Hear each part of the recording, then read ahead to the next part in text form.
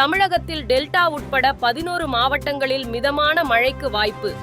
காரைக்கால், புதுச்சேரியிலும் மழை பெய்யும் என வானிலை ஆய்வு மையம் கணிப்பு.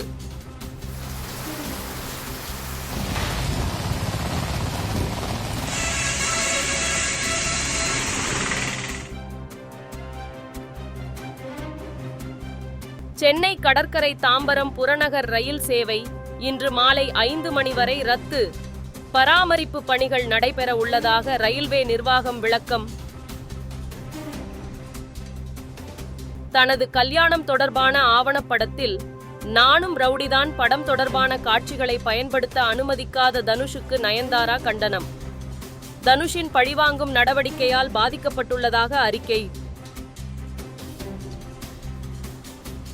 உத்தரப்பிரதேசத்தில் தீ விபத்தில் உயிரிழந்த பச்சிளம் குழந்தைகளின் உடல்களை அடையாளம் காண்பதில் சிக்கல். DNA பரிசோதனை நடத்த வேண்டும் என குடும்பத்தினர் வலியுறுத்தல்.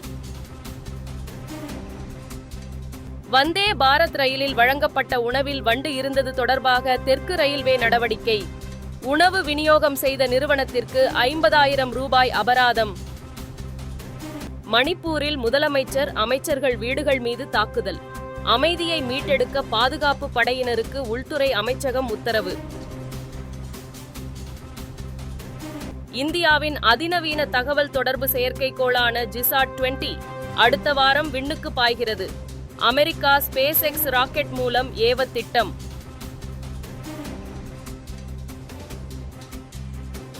இலங்கையில் புதிய அதிபர் மற்றும் அமைச்சரவை நாளை நியமனம்.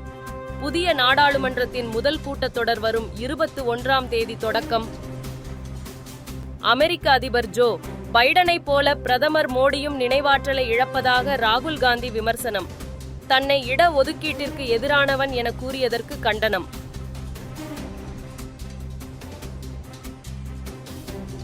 வங்கதேச அணிக்கு எதிரான டெஸ்ட் தொடரில் விளையாட உள்ள மேற்கிந்திய தீவுகள் அணி அறிவிப்பு.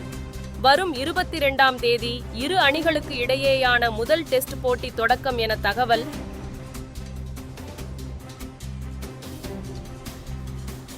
குழந்தை திருமண தடைச்சட்ட திருத்த மசோதா கொலம்பியாவில் நிறைவேற்றம்.